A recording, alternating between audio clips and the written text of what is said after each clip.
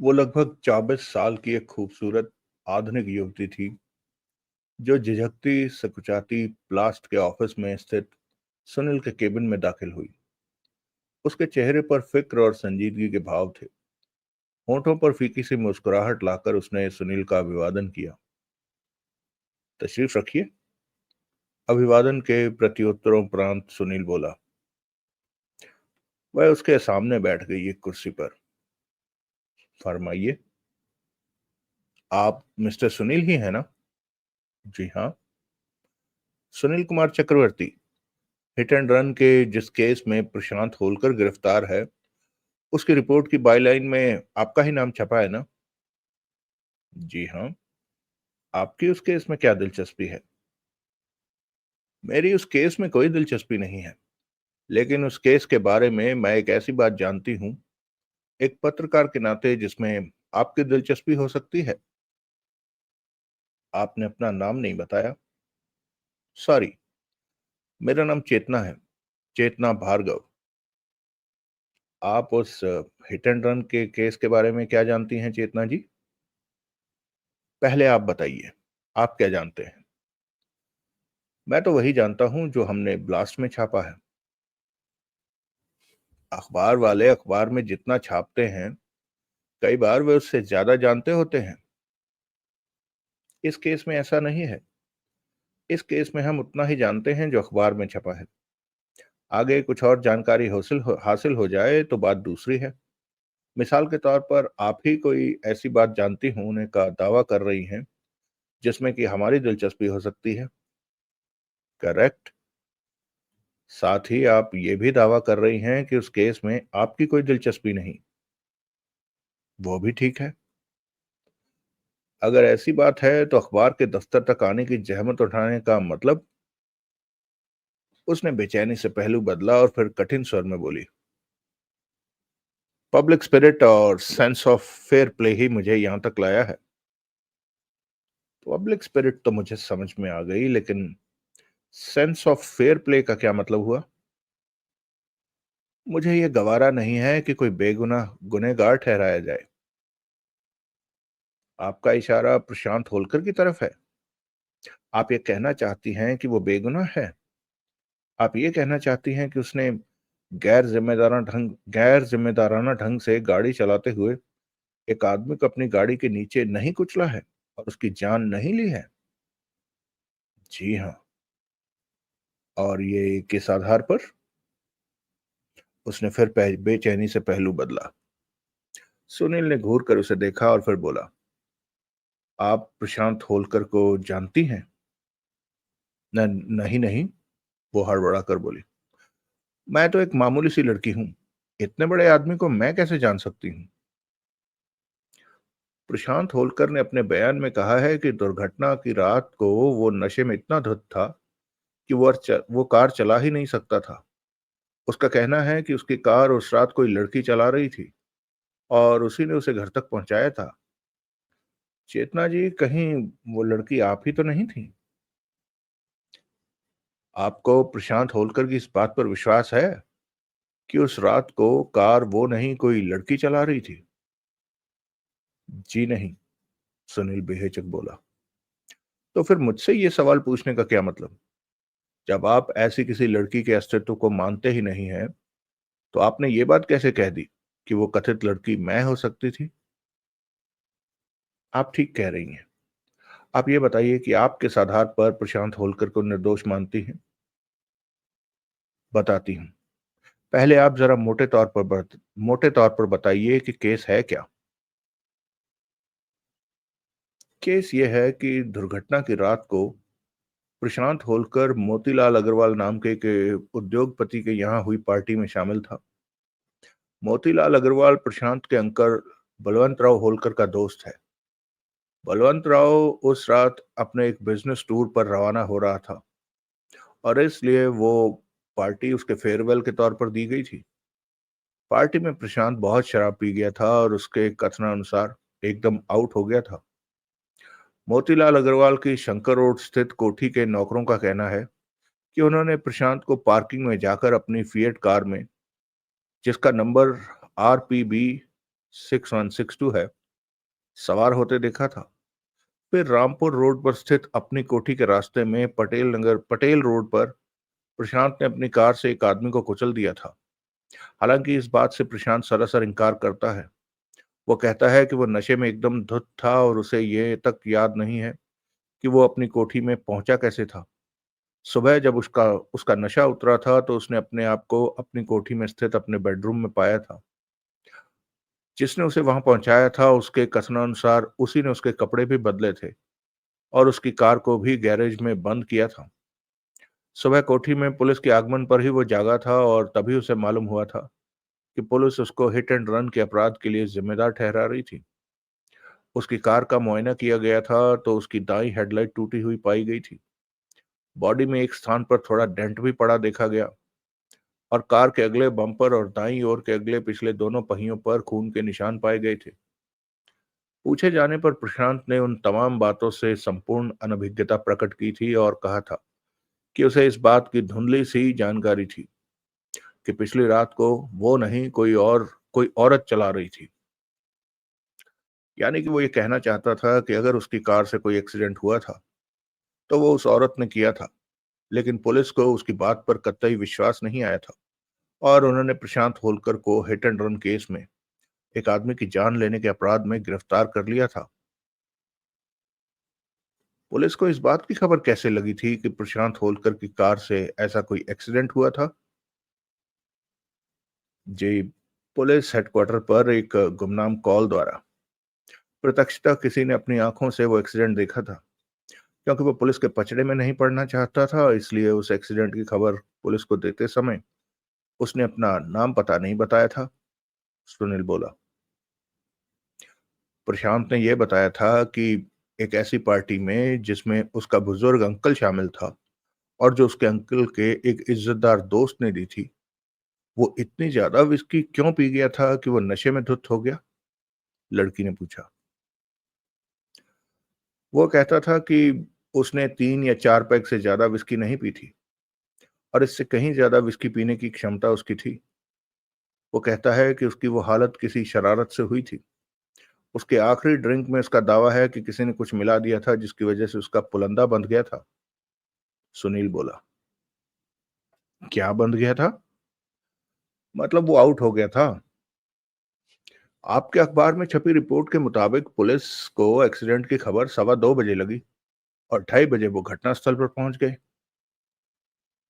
इसका मतलब क्या ये नहीं हुआ कि एक्सीडेंट उस समय से थोड़ी देर पहले ही हुआ होगा? कैसे? पटेल रोड पर एक बड़ी चालू सड़क है। सारी रात उस पर ट्रैफिक रहता है। रात को वहां पुलिस की पेट्रोलिंग भी होती है। सड़क पर पड़ी कुचली हुई लाश ज्यादा देर किसी की निगाहों में ना आई हो, ऐसा हो नहीं सकता। आप कहना क्या चाहती हैं? यही कि प्रशांत के कथनानुसार नशे से उसकी हालत रात 10 बजे खराब हुई थी और उसके फौरन बाद ही वो पार्टी से रवाना हो गया था। ये बात आपको कैसे मालूम है? सुनील से घूरता हुआ बोला। क्या कैसे मालूम है? वो सक पकाई। कि वो रात 10 बजे पार्टी से रवाना हो गया था। ये तो आपके अखबार में छपा है। गलत। हमारे अखबार में ऐसी कोई बात नहीं छपी। तो फिर किसी और अखबार में छपी होगी। आप कई अखबार पढ़ती हैं। क्या एक से ज्यादा अखबार पढ़ने पर पाबंदी है मिस्टर सुनील? मेरा ये मतलब नहीं था। तो क्या मतलब था आपका? खैर छोड़िए, आप अपनी बात कहिए। मैं यही कहना चाहती हूँ कि अगर प्रशांत 10 बजे के बाद शंकर रोड से रवाना हो गया था और एक्सीडेंट अगर रात 2 बजे के आसपास हुआ था तो वो उस एक्सीडेंट के लिए जिम्मेदार हो ही नहीं सकता। एक्सीडेंट उसी की गाड़ी से हुआ था। लेकिन एक्सीडेंट किया भी उसी ने हो, ये तो जरूरी नहीं है। ये उसके हक में कोई सबूत नहीं है। हो सकता है वो शंकर रोड से तो अपनी कार पर 10 बजे रवाना हो गया हो, लेकिन रास्ते में कहीं रुक गया हो और उसे ऊंघ आ गई हो। बाद में 2 बजे के करीब वो फिर रवाना हुआ हो और तब उसने एक्सीडेंट कर दिया हो। वो भी हो सकता है कि एक्सीडेंट 10 बजे के करीब ही हुआ हो और 2 बजे तक किसी को लाश ही दिखाई न दी गई हो, और दिखाई दी ही भी हो तो देखने वालों को काफी देर तक टेलीफोन उपलब्ध ना हुआ हो, या शायद लाश कई लोगों ने देखी हो और हर किसी ने यही समझा हो कि किसी दूसरे ने टेलीफोन कर दिया होगा। लड़की खामोश रही। उसके चेहरे पर चिंता के भाव और गहरे हो गए। चेतना जी, हम मूल विषय से बहुत ज्यादा भटक गए हैं, सुनील बोला। आप यहाँ हमें कुछ ऐसा बताने आई थी जिसमें एक पत्रकार के नाते हमारी दिलचस्पी हो सकती है। जी हाँ, वो तनिक बदले स्वर में बोली। आप जानते ही हैं कि प्रशांत होलकर के खिलाफ पुलिस का सबसे ज्यादा मजबूत सबूत दर्शनलाल नाम का वो चश्मदीद गवाह है जिसने दुर्घटना की रात को घटनास्थल के पास प्रशांत की फिएट को बड़े खतरनाक तरीके से लहरा लहरा कर सड़क पर दौड़ते देखा था। उसके कथनानुसार कार की उस चाल से ही उसे यह महसूस हो गया था कि ड्राइवर अपने मुनासिब होशो हवास में नहीं था और वो किसी भी क्षण कोई एक्सीडेंट कर सकता था। इसलिए उसने कार का नंबर अपनी डायरी में नोट कर लिया था। बाद में जब उसे एक्सीडेंट की खबर लगी तो वो पुलिस के पास पहुंच गया। उसने पुलिस को प्रशांत की फिएट का नंबर बताया था और यह भी बताया था कि दुर्घटना का स्थान और समय वही था जब उसने वो नंबर नोट किया था। मैं जानता हूं, सुनील बोला। कल दर्शनलाल की गवाही के समय मैं खुद कोर्ट में मौजूद था। मिस्टर सुनील, दर्शनलाल झूठ बोल रहा है। ये बात आपको कैसे मालूम है? क्योंकि मुझे मालूम है कि जिस वक्त वो घटनास्थल पर अपनी मौजूदगी का दावा करता है, उस वक्त वो वहां नहीं था। इसलिए यह हो ही नहीं सकता कि उसने प्रशांत की फिएट को बड़े खतरनाक तरीके से लहरा लहरा कर सड़क पर दौड़ते देखा हो। वो वहां नहीं था तो कहां था, ये मुझे नहीं मालूम।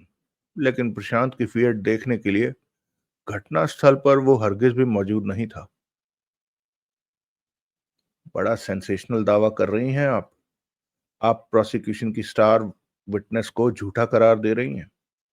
आप जो कह रही हैं उसे साबित कर सकती हैं? साबित ही तो नहीं कर सकती, वो खेदपूर्ण स्वर में बोली। साबित कर सकती होती तो मैं यहां आने की जगह पुलिस के पास जाती। लेकिन ये बात आपको कैसे मालूम है कि दर्शनलाल घटनास्थल पर नहीं था?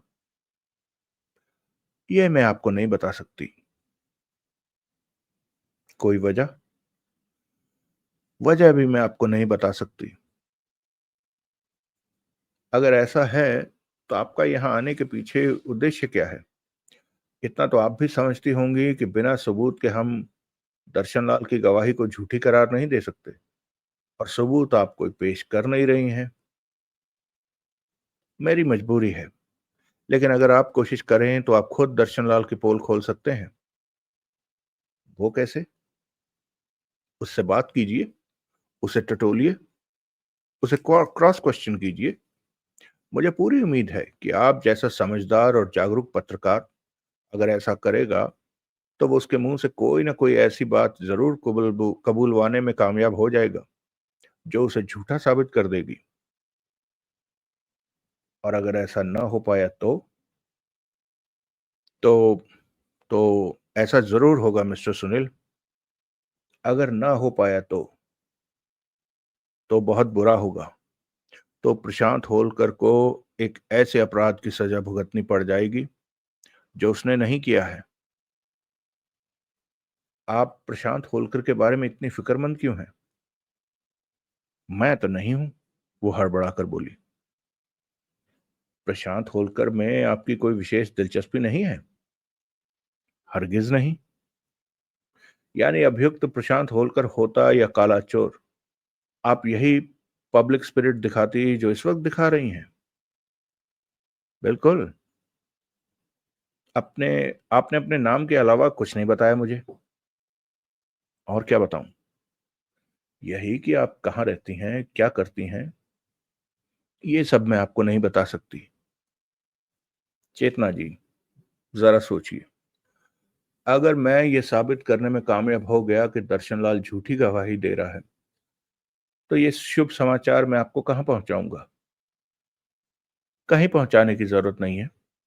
आप ऐसा कुछ करने में कामयाब हो गए तो निश्चय ही वो ब्लास्ट में भी छपेगा। और आपका पेपर मैं नियमित रूप से पढ़ती हूँ। हम्म। अब मैं इजाजत चाहती हूँ। आप वाकई और कुछ नहीं बताना चाहती?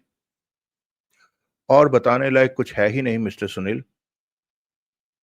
एक बार फिर सोच लीजिए। फिर सोचने लायक भी कुछ नहीं है। मर्जी आपकी। उसने सुनील का अभिवादन किया और वहां से विदा हो गई। पीछे बैठे सुनील ने लकी स्ट्राइक का एक सिगरेट सुलगाया और बहुत विचारपूर्ण मुद्रा बनाए उसके लंबे कश लेने लगा। फिर उसने हाथ बढ़ाकर टेलीफोन का रिसीवर उठा लिया और ऑपरेटर से पुलिस हेडक्वार्टर का नंबर मांगा। सब इंस्पेक्टर बंसल से उसकी बात हुई तो उसे मालूम हुआ कि पुलिस को केस से संबंधित कोई नई बात तो मालूम नहीं हुई थी, लेकिन सर्कमस्टेंशियल एविडेंस और दर्शनलाल की गवाही के बिना पर कम से कम लोअर कोर्ट से तो प्रशांत होलकर को सजा हो जानी निश्चिंत थी। बंसल से ही उसे मालूम हुआ कि लाश की शिनाख्त अभी तक हो नहीं पाई थी। सुनील को मालूम था कि मरने वाला न केवल तेज रफ्तार कार की चपेट में आया था, बल्कि वो उसके नीचे आकर कुचला भी गया था। कार के दाईं ओर के अगले पिछले दोनों पहिए उसकी खोपड़ी पर से गुजर गए थे। उसकी खोपड़ी तरबूज की तरह फट गई थी और चेहरे का भुर्ता बन गया था। इस वजह से उसके नए नक्श तो शिनाख्त के काबिल नहीं रहे थे। ऊपर से शरीर पर से कोई भी ऐसी चीज बरामद नहीं हो सकी थी जिससे मालूम हो पाता कि वो कौन था। उसके कपड़े कीमती थे, लेकिन उन पर कोई दर्जी का बिल्ला या कोई लॉन्ड्री का ऐसा निशान नहीं था जो उसकी शिनाख्त की दिशा में सहायक सिद्ध हो सकता। आधी रात गए वो उस दिशा पर आधी रात गए वो उस सड़क पर क्या कर रहा था, यह भी पुलिस के लिए काफी हैरानी की बात थी। इसी बात की वजह से पुलिस ने यह धारणा भी बनाई थी कि शायद वो कोई जराइम पेशा आदमी था। किंतु अगर वो ऐसा आदमी था तो कम से कम पुलिस के पास उसका कोई रिकॉर्ड नहीं था। उन्होंने उसकी उंगलियों के निशान उतारकर अपने रिकॉर्ड में मौजूद जराइम पेशा लोगों के निशानों से मिलाकर देखे थे, किंतु उन्हें उसके निशान किसी से भी मिलते नहीं पाए थे। सुनील ने रमाकांत से पूछा सुनील ने रमाकांत से पूछे बगैर जौहरी को विशेष रूप से मरने वाले की शिनाख्त की कोशिश में लगाया हुआ था, लेकिन अभी तक वो भी कुछ मालूम नहीं कर पाया था। बंसल से सुनील ने दर्शनलाल के घर का पता मालूम किया और संबंध विच्छेद कर दिया। प्रशांत होलकर एक बहुत बड़े घर का लड़का था। भारत के बड़े उद्योगपतियों में बिरला डालमिया के बाद होलकर का ही नाम आता था। होलकर इंडस्ट्रीज की भारत में 31 मिलें थी और दर्जन और धंधे थे। ऐसे साधन संपन्न परिवार से रिश्ता रखते आदमी को हिट एंड रन केस में सजा हो जाना बहुत बड़ी बात थी। प्रशांत करोड़पति घर का लड़का न होता तो सुनील चेतना को निश्चय ही उसकी कोई गर्लफ्रेंड या मंगेतर समझ बैठता। प्रशांत से चेतना का कोई ऐसा रिश्ता होता तो वो लड़की इतना रहस्य न झाड़ती जितना वो झाड़कर गई थी। सुनील ने सिगरेट एस्ट्रे में झोंक दिया और उठकर खड़ा हुआ। दर्शनलाल से फौरन मिलने की अपने मन में बलवती इच्छा को रोक पाना अब उसे असंभव लग रहा था। अगला दृश्य।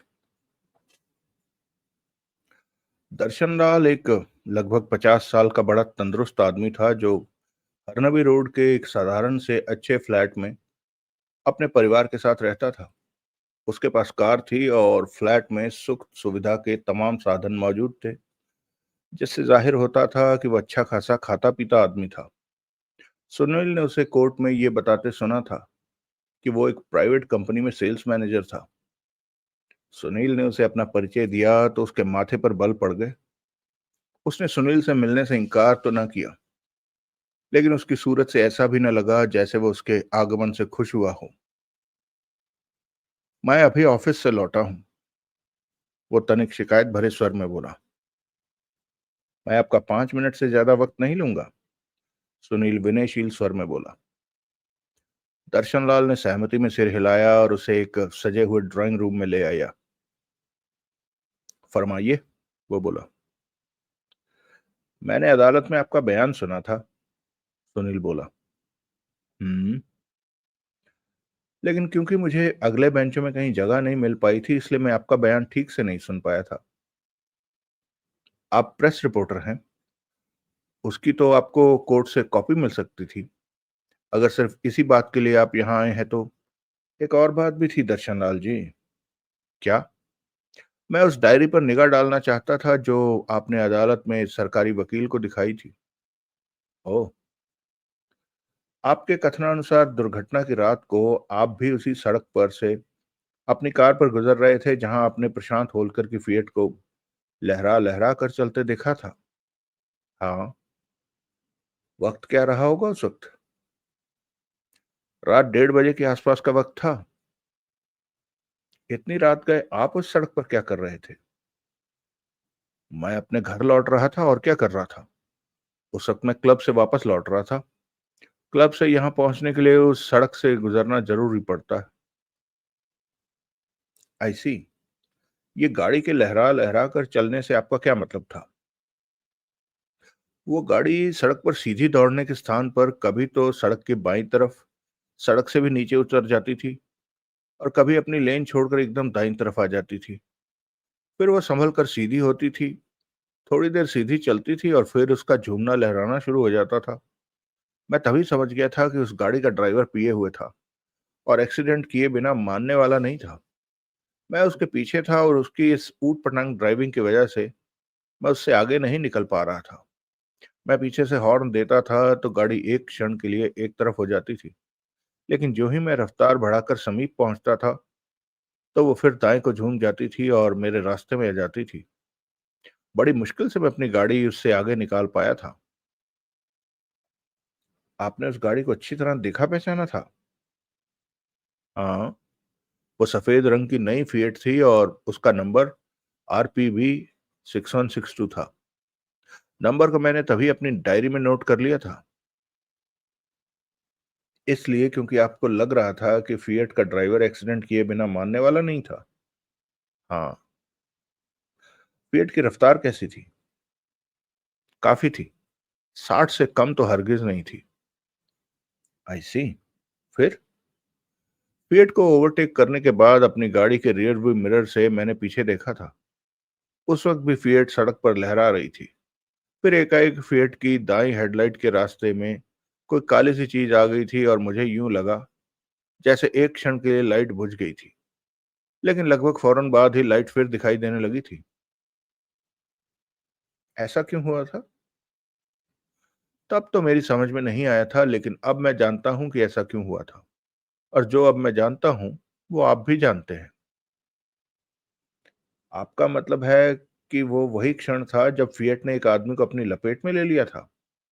एक हेडलाइट आपको इसलिए दिखनी बंद हो गई थी क्योंकि उसके आगे उस आदमी का जिस्म आ गया था जिसको फिएट ने कुचला था। जी जाहिर है। वो जगह भी वही थी जहां लाश पाई गई थी, चौराहे से कोई 150 गज पहले। हाँ। कार का नंबर आपने अपनी डायरी में कब नोट किया था? उसी वक्त। वो वही डायरी थी जो आपने कल अदालत में पेश की थी? हाँ। नंबर आपने खुद नोट किया था? और कौन करता? मेरा मतलब है ऐसा तो नहीं है कि कार में आपके साथ कोई रहा हो, आपने जेब से अपनी डायरी निकालकर उसे दी हो और उसने नंबर नोट करने किया हो। कार में मेरे साथ कोई नहीं था, नंबर मैंने खुद नोट किया था। चलती कार में? जी हाँ। क्या ये कोई बहुत मुश्किल काम है? नहीं नहीं, मुश्किल तो नहीं है। क्या मैं डायरी देख सकता हूँ? दर्शनलाल ने तनिक हिचकिचाते हुए अपनी जेब से डायरी निकाली। उसने डायरी को एक स्थान से खोला और उसे सुनील के सामने कर दिया। दर्शनलाल सुनील को डायरी का सिर्फ वह पृष्ठ दिखाना चाहता था जिस पर उसने फिएट का नंबर लिखा था, लेकिन सुनील ने बड़े सहज भाव से डायरी उसके हाथ से निकाल ली। उसने देखा कि डायरी के उस पृष्ठ से पीछे के सारे पृष्ठ भरे हुए थे। वह पृष्ठ भी आधे से ज्यादा लिखा हुआ था। उससे आगे एक लकीर पर बड़ी सफाई से RPB 6162 लिखा हुआ था। ये तो फाउंटेन पेन की लिखाई मालूम होती है। सुनील बोला। हाँ। दर्शनलाल बोला। मैं फाउंटेन पेन से ही लिखना पसंद करता हूँ। इस नंबर के बाद आपने डायरी में कुछ नहीं लिखा, जबकि इससे पहले डायरी खचाखच भरी हुई है। इत्तेफाक की बात है कि यह नंबर लिखने के बाद से मुझे डायरी में कुछ और लिखने की जरूरत ही नहीं पड़ी। गाड़ी चलाते चलाते ये नंबर लिखने के लिए आपको फाउंटेन पेन खोलने में कोई दिक्कत महसूस नहीं हुई? दिक्कत की क्या बात थी इसमें? मेरा मतलब है पेन खोलने में तो दोनों हाथ लगते हैं। निश्चय ही ड्राइव करते समय पेन खोलने की खातिर स्टीयरिंग से दोनों हाथ तो आपने हटा नहीं लिए होंगे। पेन एक हाथ से भी खोला जा सकता है। अच्छा। दर्शन लाल ने अपनी जेब से अपना फाउंटेन पेन निकाला। उसने पेन की बॉडी को दाएं हाथ की हथेली में 3 उंगलियों की सहायता से दबाया और अंगूठे और पहली उंगली की सहायता से टोपी की चूड़ी घुमाकर उसे खोलकर दिखाया। यू आर राइट, सुनील प्रभावित स्वर में बोला। मुझे कभी नहीं सूझा था कि पेन एक हाथ से भी खोला जा सकता है। वो खामोश रहा। फिएट का नंबर आपने कब देखा था? जब आप उससे पीछे थे या जब आप उससे आगे? जब मैं उसके पीछे था। नंबर आपको एकदम साफ दिखाई दिया था? जी हाँ। नंबर आपने लिखा कब था? जब आप फिएट से पीछे थे या जब आप फिएट से आगे निकल चुके थे? जब मैं फिएट से पीछे था।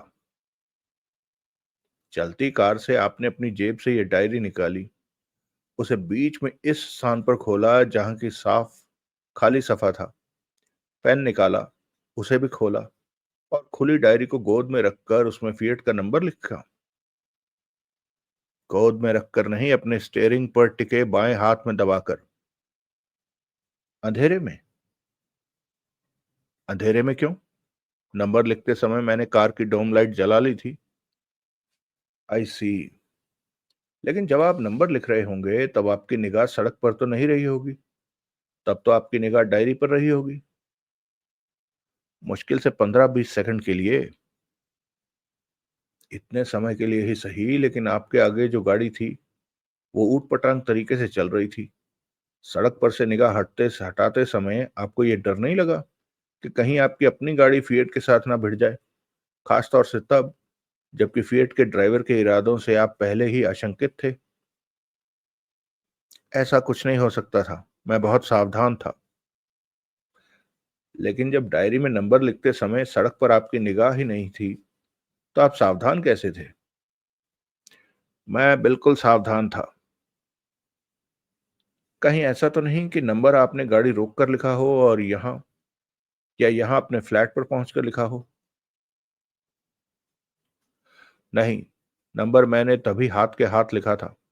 घर आने तक वो नंबर मैं भूल सकता था। और गाड़ी रोककर नंबर लिखने से फिएट आंखों से ओझल हो सकती थी। मतलब?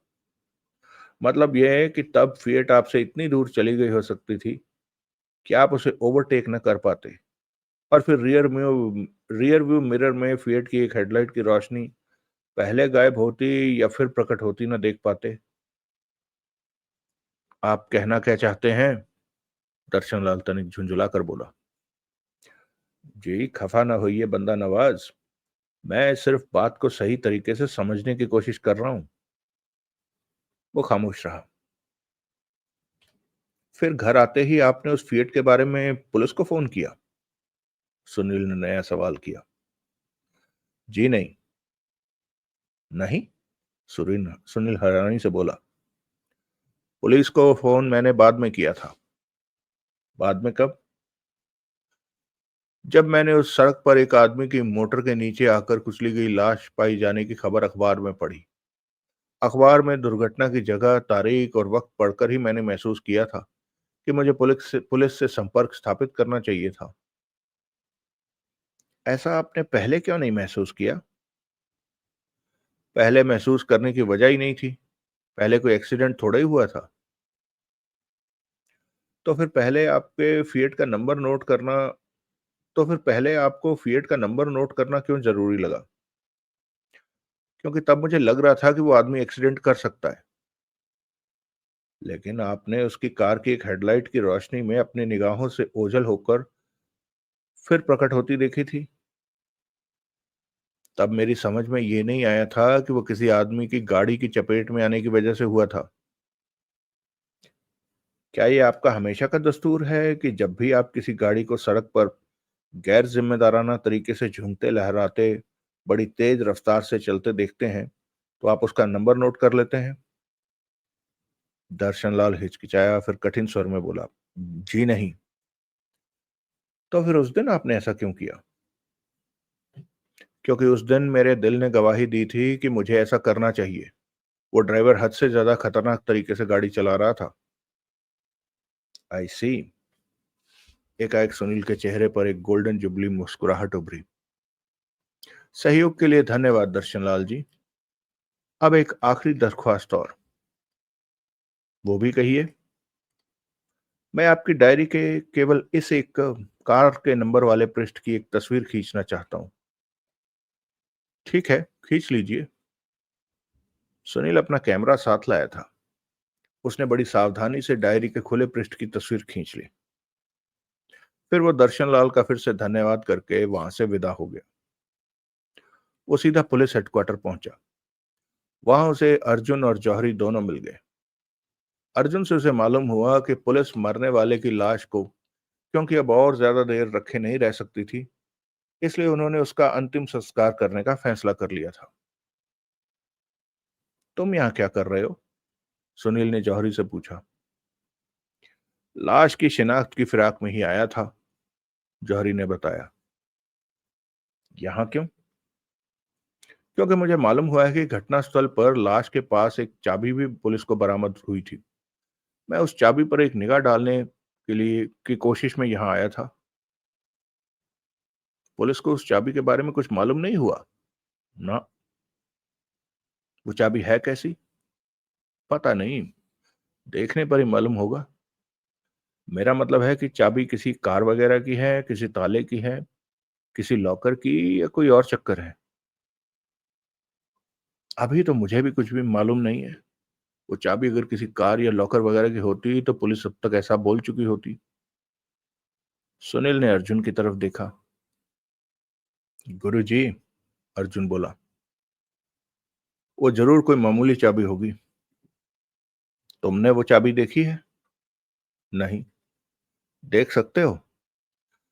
अगर चाबी मामूली और महत्वहीन होगी तो पुलिस को वो चाबी प्रेस को दिखाने में क्या एतराज होगा? ठीक है, वो चाबी तुम खुद भी देखो और जौहरी को भी दिखाने की कोशिश करो। ओके। और जौहरी, तो एक और काम करना। जी कहिए।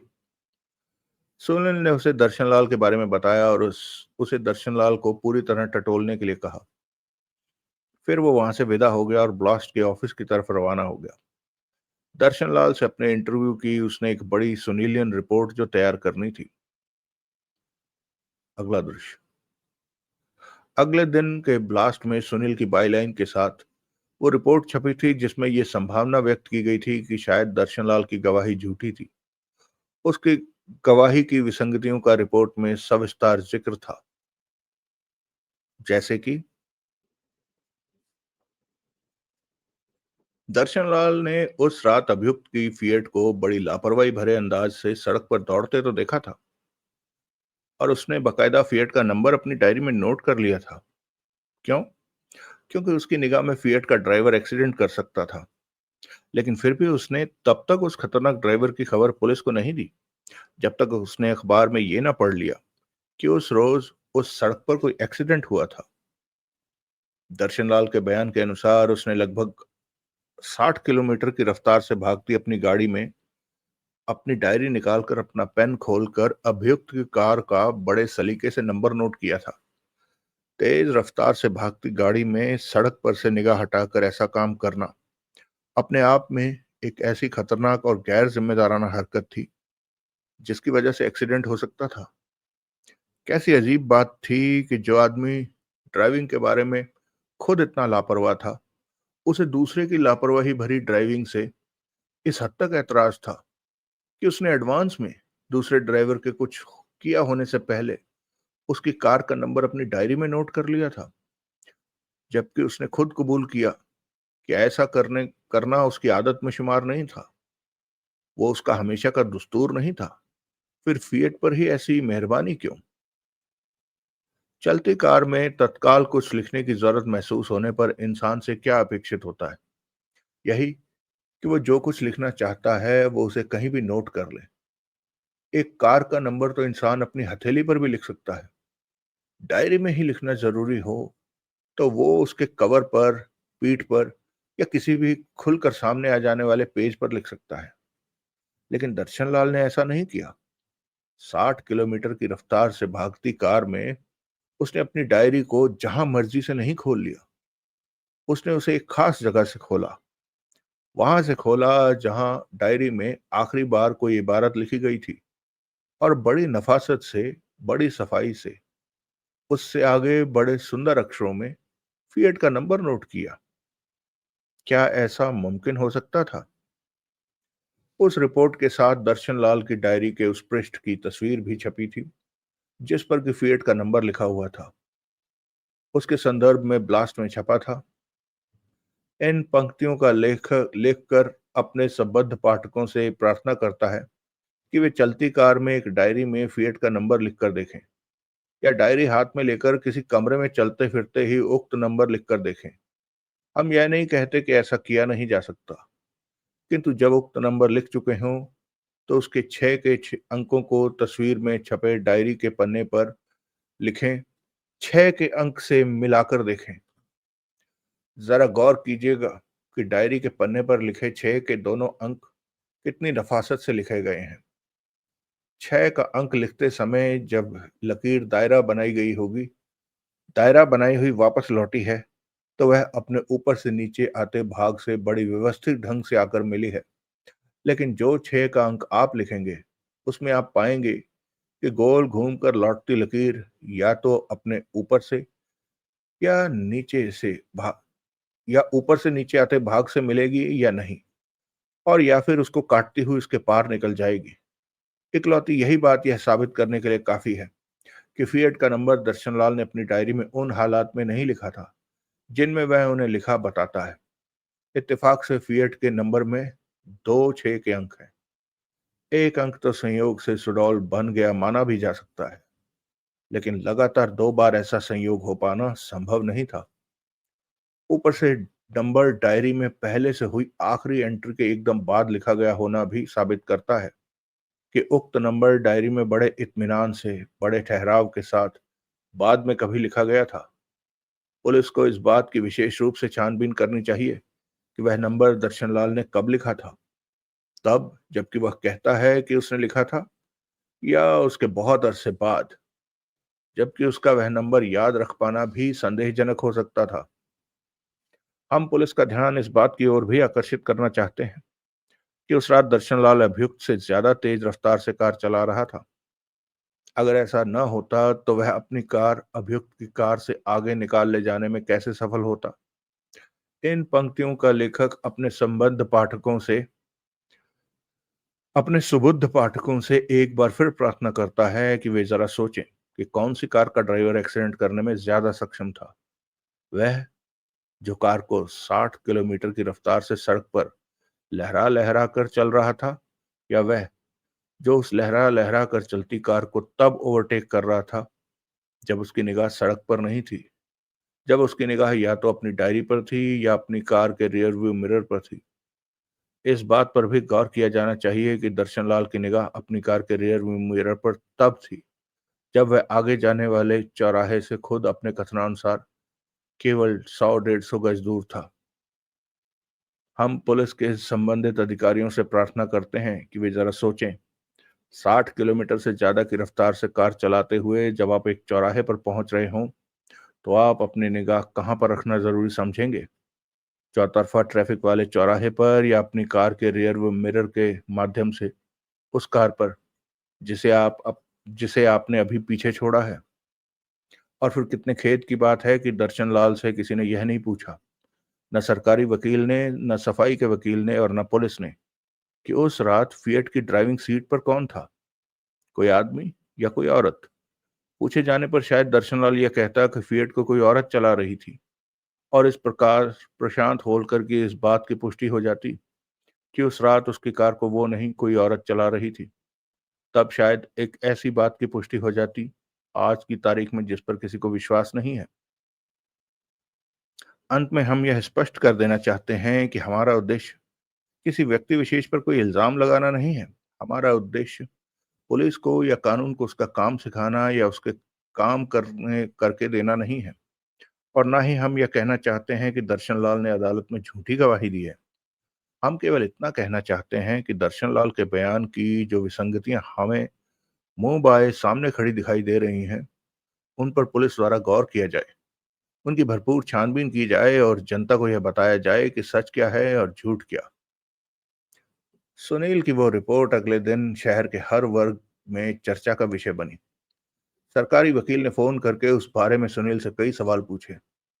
प्रशांत होलकर का श्रीवास्तव नामक वकील खुद चलकर सुनील से मिलने आया और रिपोर्ट से संबंधित एक एक बात को 10-10 बार पूछ कर गया।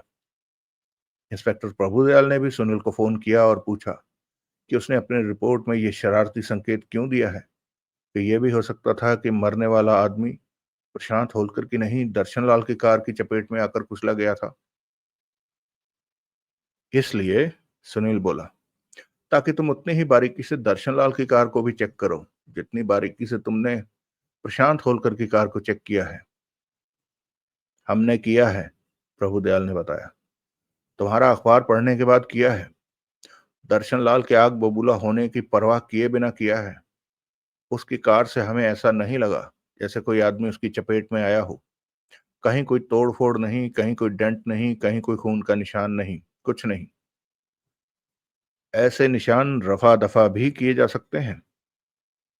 मुझे मालूम है। मुझे मेरा धंधा सिखाने की कोशिश मत करो। अगर ऐसे निशान रफा दफा किए जा सकते हैं तो उन्हें तलाश भी किया जा सकता है। यानी कि ये गारंटी है कि दर्शनलाल की कार ने कोई एक्सीडेंट नहीं किया था। हाँ, बिल्कुल वैसे ही जैसे ये गारंटी है कि प्रशांत होलकर की कार ने एक्सीडेंट किया था। आई सी। और दर्शनलाल से संबंधित सारी विसंगतियों का एक ही जवाब हो सकता है। क्या? संयोग। इतना संयोग? जब बात संयोग की है तो फिर वो थोड़ा क्या और बहुत क्या, एक क्या और अनेक क्या? यानी कि तुम्हारी निगाह में दर्शनलाल की गवाही में कोई नुक्स नहीं है। गवाही में तो कई नुक्स हैं, लेकिन उनके लिए जिम्मेदार दर्शनलाल हो ये जरूरी नहीं है। यानी कि दर्शनलाल की कोई खास जांच पड़ताल नहीं कर रहे हो। हम दर्शनलाल की कोई खास से ज्यादा जांच पड़ताल कर रहे हैं। हम दर्शनलाल की कोई खास से ज्यादा जांच पड़ताल कर रहे हैं, लेकिन कोई नतीजा हासिल होगा इसकी हमें उम्मीद नहीं है। तो फिर जांच पड़ताल कर क्यों रहे हो? क्योंकि हमें ऊपर से हुक्म हुआ है। और ऊपर से हुक्म इसलिए हुआ है क्योंकि आजकल अखबार में छपी ऐसी बातों की बड़ी पूछ हो गई है। ये तो बड़ी खुशी की बात है। क्या खाक खुशी की बात है? एक ओपन एंड शट केस को तुमने खामखा का अड़ंगा खड़ा कर दिया है। ये अड़ंगा जरूर है, लेकिन खामखा का नहीं है। खामखा का ही है। ऐसे 30 मार खा हो तो साबित करके दिखाओ कि दर्शनलाल की गवाही झूठी है। ये तो पुलिस का काम है। और तुम्हारा काम क्या है? अपने पर्चे में लफाजी झाड़कर पब्लिक को गुमराह करना। पब्लिक स्पिरिटेड शहरियों पर उल्टे सीधे इल्जाम लगाकर उन्हें हैरान परेशान करना। गलत। अगर दर्शनलाल ऐसा समझता है तो वो मुझ पर, मेरे पर्चे पर मानहानि का दावा कर सकता है। वो जरूर करेगा। करने दो। I will cross that bridge when I reach it. तुम यह बताओ कि मालूम हुआ कि मरने वाला कौन था? नहीं। तुम जानते ही हो कि हमने उसके बारे में अखबारों में विज्ञापन भी दिया था। हमें उम्मीद थी कि उस विज्ञापन को पढ़ने के बाद जिसका कोई होता सोता गायब होगा वो जरूर हमसे संपर्क स्थापित करेगा। लेकिन अभी तक तो हमारे विज्ञापन का कोई जवाब हमारे पास नहीं आया है। और लाश को हम और अधिक संभाले नहीं रह सकते। हमने एक दिन और इंतजार करने का फैसला किया है। अगर कल तक हमारे विज्ञापन के जवाब में किसी ने हमसे संपर्क स्थापित नहीं किया तो हम लाश का अंतिम संस्कार कर देंगे। क्या यह हैरानी की बात नहीं कि एक राह चलता आदमी मर गया और यह तक पता न चल सका कि वह कौन था? हैरानी की बात तो यह है लेकिन किया क्या जाए? सुना है उस लाश के पास एक चाबी भी बरामद हुई है। हाँ, लेकिन उससे कुछ मालूम नहीं हो सका। भगवान जाने कैसी थी वो चाबी, और फिर उस चाबी के संदर्भ में अगर हम पूछताछ करें भी तो कहाँ करें? ये भी तो पता नहीं कि मरने वाला इस शहर का रहने वाला भी था या बाहर से कहीं आया था। आई सी। मेरे लायक कोई सेवा, इंस्पेक्टर साहब? शुक्रिया, पहले से ही बहुत सेवा कर रहे हो। फिर संबंध विच्छेद हो गया। अभी रिसीवर उसने हाथ से रखा ही था कि टेलीफोन की घंटी फिर बज उठी। उसने रिसीवर फिर कान से लगा लिया और बोला, हेलो सोनू। उसे रेणु की आवाज सुनाई दी। तुम्हारे लिए ट्रंक कॉल है। कहाँ से? सुनील तक सक पकाकर बोला, मस्कट से। ये क्या चीज हुई? ट्रंक ऑपरेटर कह रही है कि ये सल्तनत ऑफ ओमान की राजधानी है। मैं तो ना ऐसी किसी सल्तनत को जानता हूं और ना वहां रहने वाले किसी आदमी को। अफो, तुम कॉल सुनना चाहते हो या नहीं? सुनाओ। एक क्लिक की आवाज हुई, फिर एक नई आवाज ने उससे पूछा, mister Sunil Kumar Chakravarti? Yes, speaking. Sunil बोला। Kindly stay on the line. Mister Balwant Rao Holkar will speak to you from Muscat. Okay. Sunil को याद आया, बलवंतराव होलकर प्रशांत होलकर के उस अंकल का नाम था जो दुर्घटना की रात को अपने दोस्त मोतीलाल अग्रवाल के यहाँ हुई फेयरवेल पार्टी के बाद कहीं बिजनेस टूर पर रवाना हुआ था। सुनील उसे कतई नहीं जानता था, और यह उसके लिए भारी हैरानी की बात थी कि वह उससे विदेश में कहीं से ट्रंक कॉल कर रहा था। कुछ क्षण बाद उसके कानों में एक भारी लेकिन व्यग्र आवाज पड़ी। मिस्टर सुनील कुमार चक्रवर्ती? जी हाँ, सुनील बड़े धीरज के साथ बोला। बोल रहा हूँ। मिस्टर सुनील, मेरा नाम बलवंतराव होलकर है। मैं बहुत दूर से बोल रहा हूँ और बिजनेस के सिलसिले में यहाँ ऐसा फंसा हुआ हूँ कि मैं फौरन भारत नहीं लौट सकता। मुझे आज ही अखबार पढ़कर अपने भतीजे प्रशांत होलकर की गिरफ्तारी की खबर लगी है। अखबार पढ़कर ही मुझे दर्शन लाल नाम के उस गवाह के बारे में मालूम हुआ जिसकी गवाही की वजह से मेरे भतीजे को हिट एंड रन के केस में सजा हो जाना लाजमी है। दर्शन लाल के बारे में आज के ब्लास्ट में मैंने आपकी रिपोर्ट भी पढ़ी है। मिस्टर सुनील, मैं आपका शुक्रगुजार हूं कि आपने मेरे भतीजे के हक में ऐसा नुक्ता निकाला। लेकिन साहब, वो काम मैंने आपके भतीजे की खातिर नहीं, अपने अखबार की खातिर, अपनी नौकरी की खातिर किया है। Of course mister Sunil. मैं बाय द वे, आप जानते तो है ना कि मैं कौन हूं? जानता तो नहीं हूं, लेकिन अभी आपने बताया कि आपका नाम नाम बलवंत राव होलकर है। मिस्टर सुनील, आपने मेरा तो नहीं तो होलकर इंडस्ट्रीज का नाम तो जरूर सुना होगा। हम भारत के सबसे बड़े 10 उद्योगपतियों में गिने जाते हैं। सारे हिंदुस्तान में हमारी मिलें हैं और हिंदुस्तान से बाहर भी हमारा करोड़ों का व्यापार है। हम बराए मेहरबानी मतलब की बात पर आइए साहब। आपने मेरे जैसे अदना इंसान को कैसे फोन किया? मैं आज के अखबार में छपी आपकी रिपोर्ट से बहुत प्रभावित हुआ हूं मिस्टर सुनील। जरा नवाजी का शुक्रिया। और मैं महसूस कर रहा हूं कि मेरे भतीजे के लिए आप बड़े काम के आदमी साबित हो सकते हैं। लेकिन मैं कोई मिस्टर सुनील, चाहे कुछ भी हो जाए, मेरे भतीजे को सजा नहीं होनी चाहिए। लेकिन अगर वो गुनहगार साबित हो गया तो सजा तो उसे जरूर होगी। वो गुनहगार नहीं है। वो गुनहगार हो ही नहीं सकता। वो होलकर है। अगर वो कहता है कि वो गुनहगार नहीं है तो वो गुनहगार नहीं है। उसे जरूर फंसाया जा रहा है मिस्टर सुनील। क्यों? ये सब मैं आपको टेलीफोन पर नहीं समझा सकता। तो फिर आप यहाँ आ जाइए। ये भी मुमकिन नहीं है। मेरी यहाँ के सुल्तान के साथ कल सुबह की अपॉइंटमेंट फिक्स हो चुकी है। मैं हरगिज भी इस वक्त मस्कट नहीं छोड़ सकता। लेकिन मिस्टर सुनील, मेरी बीवी मेरे साथ है। मैं उसे फौरन हिंदुस्तान रवाना कर रहा हूँ। मैं उसे बंबई रवाना होने वाले एक प्लेन में सवार कर रहा हूँ। बंबई से दूसरा प्लेन पकड़कर वो राजनगर पहुंच जाएगी। कल सुबह तक वो हर हालत में आपके पास पहुंच जाएगी। लेकिन किस लिए? मैं कोई वकील तो नहीं जो। मिस्टर सुनील, प्लीज टेलीफोन पर बहस मत कीजिए। मेरी बीवी शशिकला होलकर से कल सुबह आप अपने ऑफिस में मिल लीजिए। वो आपको सब कुछ समझा देगी। लेकिन, और मिस्टर सुनील, कहने की जरूरत नहीं है कि अगर आपके सहयोग से मेरा भतीजा सजा पाने से बच गया तो हम आपकी जिंदगी बना देंगे। हम आपको माला माल कर देंगे। होलकर इंडस्ट्रीज की छत्र छाया में आकर आपको पछताना नहीं पड़ेगा। वो सब तो हुआ बंदा नवाज, लेकिन जरा मेरी भी तो सुनिए। कल सुबह 10 बजे मेरी बीवी आपको आपके ऑफिस में मिलेगी, मिस्टर सुनील। लेकिन जनाब, मैं। Thank you very much mister Sunil, and good bye. Line cut गई। सुनील कुछ क्षण हक्का बक्का सा रिसीवर को देखता रहा। फिर उसने धीरे से वापस क्रेडल पर रख दिया। उसने एक सिगरेट सुलगा लिया और सोचने लगा। उसे यूं होलकर की ट्रंक कॉल अपने पास आना बड़ा अजीब लग रहा था। फिर उसने यही सोचा कि वह दौलतमंद आदमी था और प्रत्यक्षतः वह हर कदम उठाने के लिए तैयार था जिसमें उसे अपने भतीजे का भला दिखाई दे रहा था।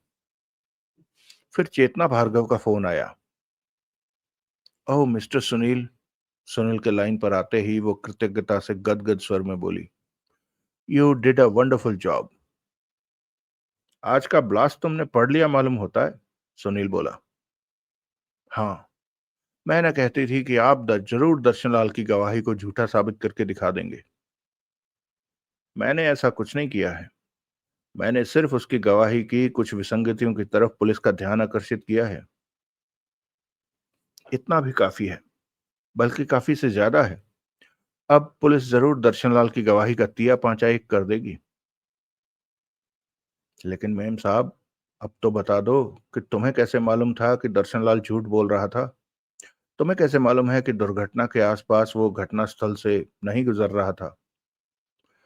ये मैं नहीं बता सकती। कम से कम इतना तो बता ही दो कि असल में तुम हो कौन। मेरे बारे में और कुछ जानने से तुम्हें कुछ हासिल नहीं होने वाला, इसलिए जाने दो। बहरहाल जो मैं कहना चाहती थी वो हो गया है। वो तुमने कर दिखाया है। शुक्रिया। शुक्रिया मिस्टर सुनील। तुम मेरी उम्मीदों से बहुत बढ़कर निकले हो। ये तुम्हारा पक्का फैसला है कि तुम अपने बारे में मुझे कुछ और नहीं बताओगी? गुड बाय मिस्टर सुनील, वो बोली। You were a nice person to meet too. और फिर संबंध विच्छेद हो गया। सुनील ने फिर रिसीवर क्रैडल पर पटक दिया।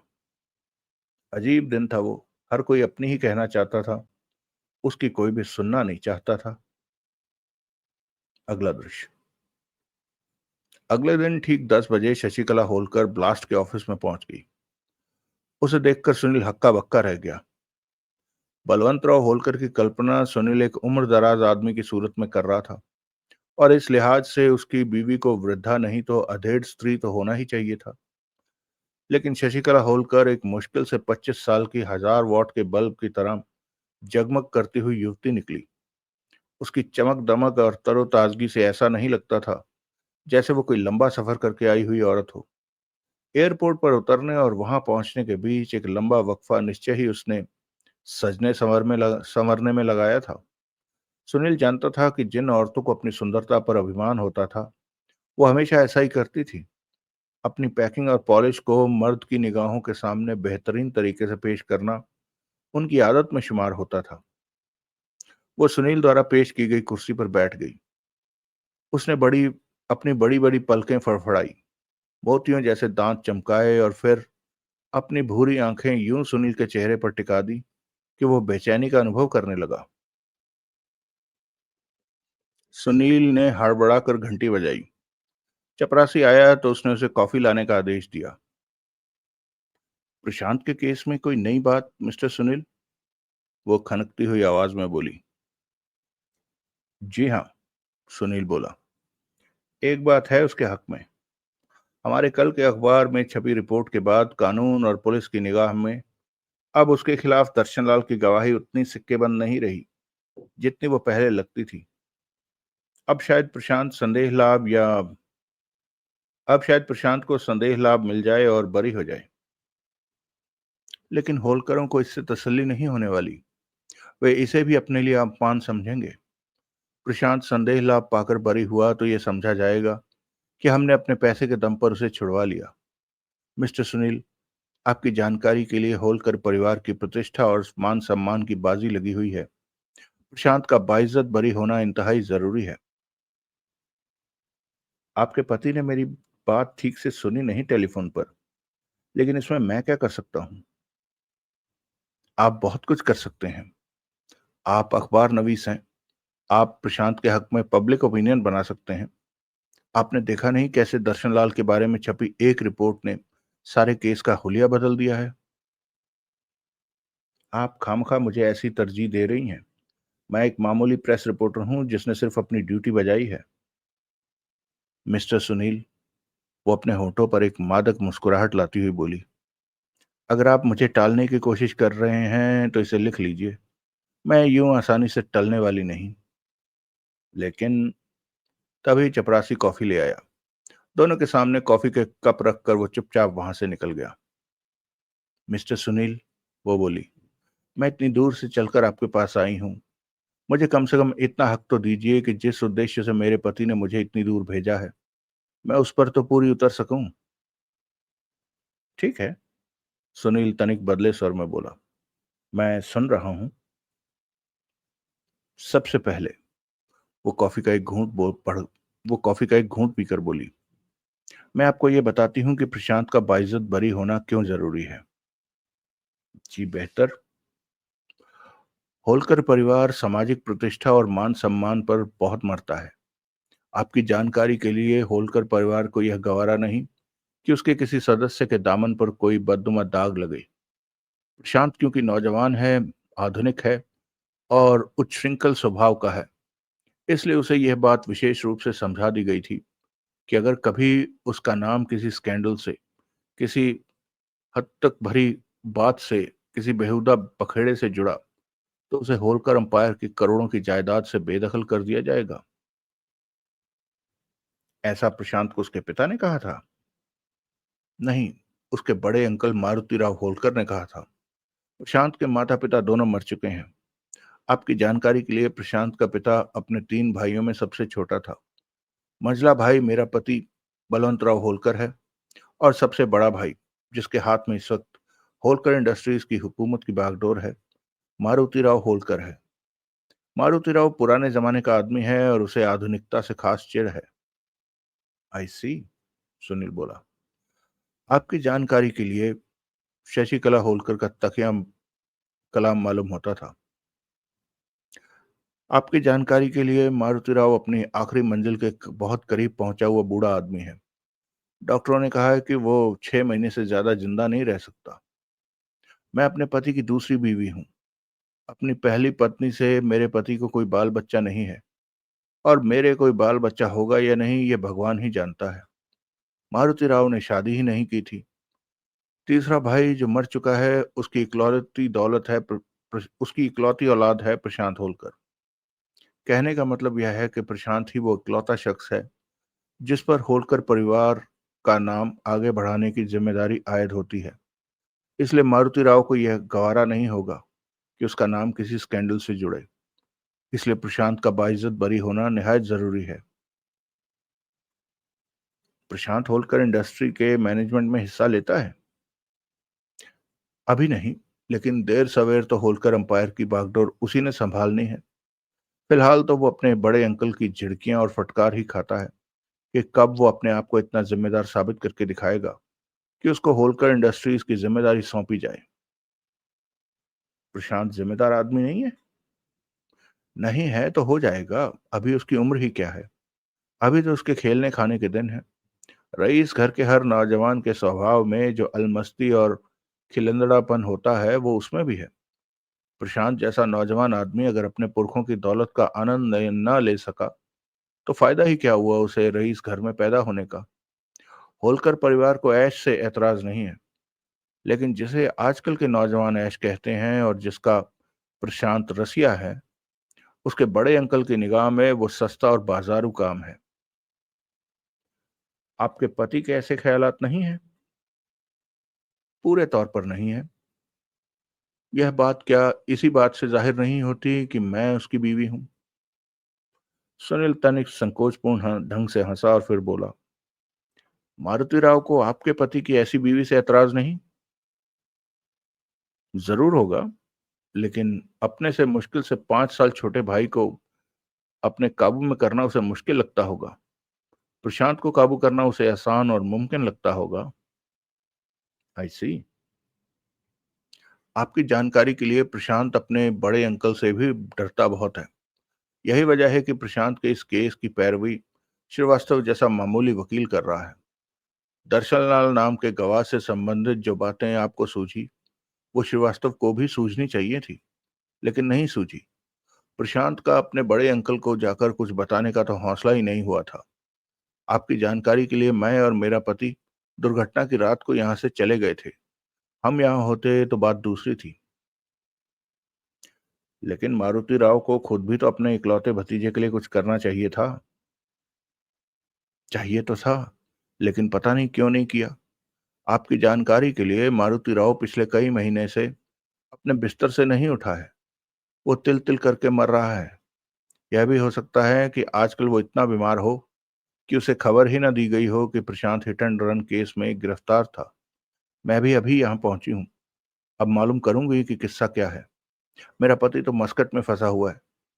वो अभी यहाँ आ नहीं सकता। आज वहाँ के सुल्तान से उसकी अपॉइंटमेंट है। जिस व्यापारिक वार्तालाप के लिए वो वहाँ गया है, वो आज भी समाप्त हो सकती है और उसे आने वाले कई दिन और भी लग सकते हैं। इसलिए मेरे पति ने मुझे यहाँ फौरन भेज दिया है। आप और आपके पति उस हिट एंड रन की दुर्घटना वाली रात को ही मस्कट के लिए रवाना हुए थे? जी हाँ। मोतीलाल अग्रवाल ने अपनी कोठी में मेरे पति को जो फेयरवेल पार्टी दी थी, उसमें प्रशांत भी हमारे साथ शामिल था। बाद में पार्टी में मौजूद कई लोग हमें स्टेशन पर सी ऑफ करने भी गए थे। स्टेशन पर? हाँ, बंबई तक हम ट्रेन से गए थे। आपकी जानकारी के लिए राजनगर से मस्कट की सीधी फ्लाइट हफ्ते में सिर्फ एक बार ही है, जबकि बंबई से मस्कट की डेली सर्विस है। मेरा पति क्योंकि ट्रेन का सफर पसंद करता है, इसलिए बंबई तक हम लोग प्लेन से नहीं गए थे। हमने पहले से ही बंबई की में उस रात के लिए एक कूपे बुक करवाया हुआ था। आई सी। अब आप ये बताइए कि आपके पतिदेव मुझसे क्या चाहते हैं? मिस्टर सुनील, दर्शनलाल से संबंधित आपकी रिपोर्ट पढ़कर मेरा पति इतना प्रभावित हुआ है कि उसकी निगाह में आज की तारीख में अगर कोई आदमी प्रशांत के दामन से गुनाह का ये दाग हटा सकता है, तो वो आप हैं। दर्शनलाल से सवाल करने की आपकी सूझबूझ ने बड़े बड़े वकीलों को मात कर दिया है। वो चाहता है कि आप प्रशांत को बाइज्जत बरी कराने की दिशा में कुछ करें। दर्शनलाल के संदर्भ में जो करतब आपने करके दिखाया है, निश्चय ही वो आप दोबारा भी कर सकते हैं। आप लेकिन मिसेस होलकर, मैं अखबार की नौकरी करता हूँ। मैं कैसे? अखबार की नौकरी करने से आपको कौन रोक रहा है साहब? इन्वेस्टिगेटिंग रिपोर्टिंग भी क्या आपको आपकी नौकरी का हिस्सा नहीं है? वो तो ठीक है, लेकिन मिस्टर सुनील, मुझे टालिए नहीं। कोशिश भी कोशिश भी मत करिए। आपकी जानकारी के लिए मैं यहाँ से इतनी आसानी से टलने वाली नहीं। अच्छी बात है, सुनील अनिच्छापूर्ण स्वर में बोला। मैं देखूंगा इस बारे में क्या किया जा सकता है। Thank you. Thank you very much. You are gem of a man mister Sunil. Sunil खामोश रहा। एक और बात, वो बोली, मारुति राव होलकर मुझे नहीं मालूम आजकल किस हालात में है। मुमकिन है आपका अखबार तो उसने पढ़ा ही ना हो। अपनी पूछताछ के दौरान अगर इत्तेफाक आपको मारुति राव तक पहुंचा दे, तो उसे उसे यह विश्वास दिलाने की कोशिश जरूर कीजिएगा कि प्रशांत बेगुनाह है। ऐसा मैं कैसे कर सकता हूँ? पहले मुझे तो विश्वास हो कि प्रशांत बेगुनाह है। लेकिन दर्शनलाल के बारे में आपने अपने अखबार में जो छापा है, क्या वो ये जाहिर नहीं करता कि आप प्रशांत को बेगुनाह समझते हैं? बिल्कुल नहीं करता। वो सिर्फ ये साबित करता है कि उसके खिलाफ अदालत में दी गई एक गवाही झूठी है या झूठी लगती है। इससे ये हरगिज साबित नहीं होता कि प्रशांत बेगुनाह है। ऐसा होता तो फिर उसके बाइज्जत बरी होने में क्या कसर रह गई थी? आई सी। वो तनिक बुझे स्वर में बोली, मैं तो समझी थी कि किला फतेह हो गया? हाँ, ऐसी बात नहीं है। ब्लास्ट की कल की रिपोर्ट द्वारा अभी तो हमने संबंधित अधिकारियों के मन में संदेह का बीजारोपण किया है। उसका नतीजा तो अभी सामने आते आते आएगा। फिलहाल तो आप तेल देखिए और तेल की धार देखिए। ओह, आपने अभी इस शहर में कदम रखा है। मेरे ख्याल से सबसे पहले तो आपको प्रशांत से मिलकर खुद यह मालूम करना चाहिए कि वो गुनहगार है या नहीं। आपके ख्याल से क्या प्रशांत आपसे झूठ बोलेगा? नहीं। गुड। आप उससे मिलिए और मुझे बताइए कि वो खुद क्या कहता है, और हो सके तो मुझे उससे मिलवाइए। मैं उससे कैसे मिलूं? क्यों? क्या अड़चन है मिलने में? मेरा मतलब है वो तो गिरफ्तार होगा ना। गिरफ्तार नहीं है वो। मैंने मालूम किया है वो तो गिरफ्तारी से अगले दिन ही जमानत पर छूट गया था। फिर क्या मुश्किल है? फिर तो वो घर पर ही होगा। हाँ, और एक काम और कीजिए। क्या? श्रीवास्तव की जगह किसी काबिल वकील को उसकी पैरवी के लिए नियुक्त कीजिए। ठीक है। आपकी निगाहों में कोई काबिल वकील? सुनील ने उसे चैटर्जी के बारे में बताया। ओके, वो बोली। मैं आज ही उनसे मिलूंगी। लेकिन पहले आप प्रशांत से मिलिए। कहीं वह यही ना कह दे कि दुर्घटना उससे हुई है। चटर्जी साहब गवाह मुवक्किल की पैरवी नहीं करते। चटर्जी साहब गुनहगार मुवक्किल की पैरवी नहीं करते। ठीक है, मैं इजाजत चाहती हूँ। सुनील ने सहमति में सिर हिला दिया। वो उठ खड़ी हुई। ओह, एकाएक वो बोली, एक बात तो मैं भूल ही गई। सुनील ने प्रश्न सूचक नेत्रों से उसकी ओर देखा। शशिकला ने अपना हैंडबैग खोला और उसमें से 100-100 के नोटों की 2 गड्डियां सुनील के सामने मेज पर रख दी। ये क्या है? सुनील बोला। 20,000 रुपए। फिलहाल आप उन्हें रखिए, बाद में। ये किस लिए? मिस्टर सुनील, ये आपके लिए है। लेकिन किस लिए? आपकी सेवाओं के लिए। मेरी सेवाएं यूं बिकाऊ नहीं है मेम साहब। मैं जो काम करने जा रहा हूं उसके लिए मुझे अखबार से तनख्वाह मिलती है। फिर भी? क्या फिर भी? आप तो मुझे कंफ्यूज कर रहे हैं। मेरे पति ने कहा था कि वो मुझे मालामाल कर देंगे, मेरी जिंदगी बना देंगे। वो खामोश रही। खातिर जमा रखिए मिसेस होलकर। सुनील नोटों की दोनों गड्डियां वापस उसकी तरफ सरकाता हुआ बोला। जिंदगी मेरी अभी भी बनी हुई है, और माला माल हो जाने में मुझे अपना कोई खास फायदा दिखाई नहीं देता। आगे कभी दिखाई देगा तो मैं खुद चलकर होलकर इंडस्ट्रीज के मालिकान के पास पहुंच जाऊंगा। सुनील एक क्षण ठिठका और फिर बोला, आपकी जानकारी के लिए। खिसियाई सी शशिकला होलकर के खिसियाई सी शशिकला होलकर ने नोटों की दोनों गड्डियां मेज से उठा ली, और वो फिर वहां से विदा हो गई। उसके जाते ही जौहरी का टेलीफोन आ गया। लाश की शिनाख्त हो गई है, उसने बताया। अच्छा? सुनील सचेत स्वर में बोला। कौन निकला वो? उसका नाम काशीनाथ आहूजा था। होटल मरीना के रजिस्टर में उसने अपना यही नाम लिखवाया था, और उसी दिन हरनवी रोड से एक कार किराए पर लेते समय भी उसने अपना यही नाम लिखवाया था।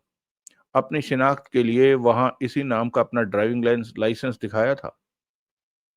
आई सी। वो किराए की कार मरीना होटल के कंपाउंड में खड़ी पाई गई है। होटल वालों ने ही रेंटल कंपनी के मालिकान को कार के वहां लावारिस खड़े होने की खबर दी थी।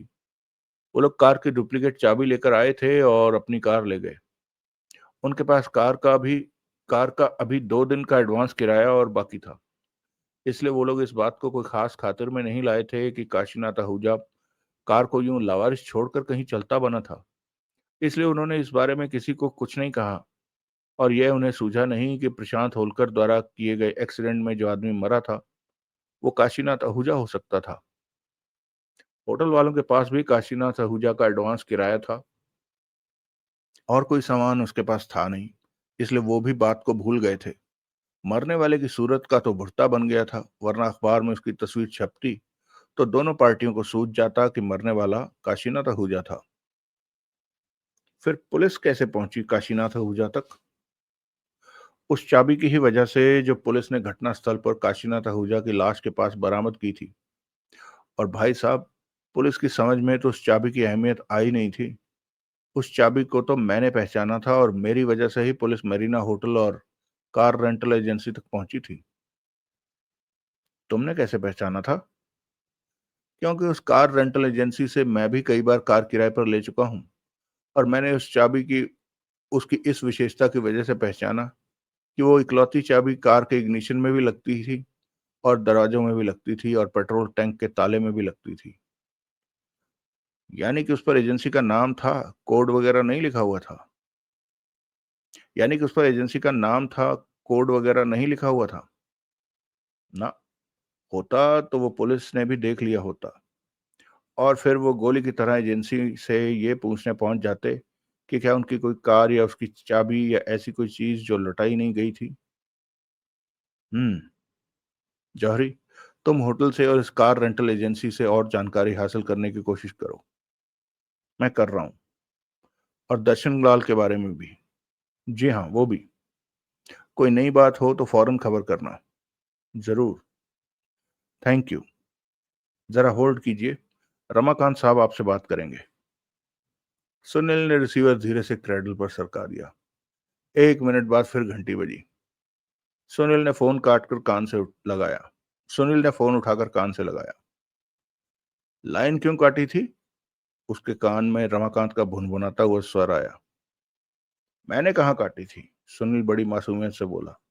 वो तो अपने आप ही कट गई थी। तो तुमने मुझे वापस फोन क्यों नहीं किया? तुम्हें जौहरी ने बताया तो था कि मैंने तुमसे बात करनी थी। मैंने किया था, लेकिन मुझे तुम्हारी लाइन बिजी मिली। जरूर उसी वक्त तुम दोबारा मेरा नंबर डायल कर रहे थे। तो फिर मुझे तुम्हारी लाइन बिजी क्यों नहीं मिली? क्या पता क्यों नहीं मिली। तुम बड़े आदमी हो, लाइन डरती होगी तुमसे। माँ यह जुलाहे दियां मस्करियां, माँ बहन नाल। अब हुक्म क्या है भाई साहब? हुक्म यह है कि ठहरो, पहले ये बताओ कि तुमने मुझे नमस्ते की? नहीं की। क्यों नहीं की? तुम्हारे बड़े पापा जी लाइन पर हैं और तुमने उन्हें नमस्ते नहीं की। गलती हो गई, अब कर देता हूं। करो।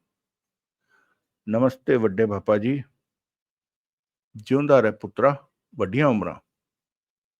बस नमस्ते कराने के लिए फोन किया था? नहीं, फोन मैंने ये पूछने के लिए किया था कि नगदऊ देने तुम खुद यहाँ आओगे कि मैं किसी को भेजूं। नगदऊ? कैसा नगदऊ? तुम्हें नहीं मालूम? नहीं। तो फिर मैं जौहरी से कह दूं ना कि वो लंबी तान कर सो जाए। अरे नहीं, ऐसा मत करना। तो फिर ये क्यों कह रहे हो कि कैसा नगदऊ? भाई साहब, ये नगदऊ का चक्कर नहीं है। कैसे नहीं है? क्या मैं नहीं जानता कि प्रशांत होलकर किस खेत की मूली है? लेकिन मेरा वास्ता न खेत से है न मूली से है।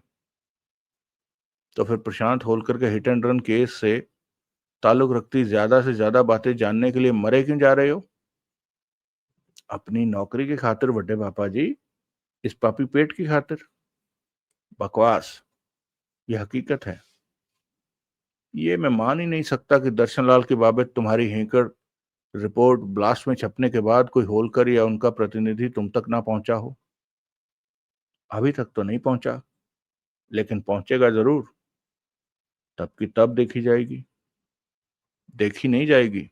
तुम मुझसे नगदऊ की बात करोगे? वो करोड़पति लोग हैं। नगदऊ की जबान जितनी आसानी से वो लोग समझ सकते हैं, और कोई नहीं समझ सकता।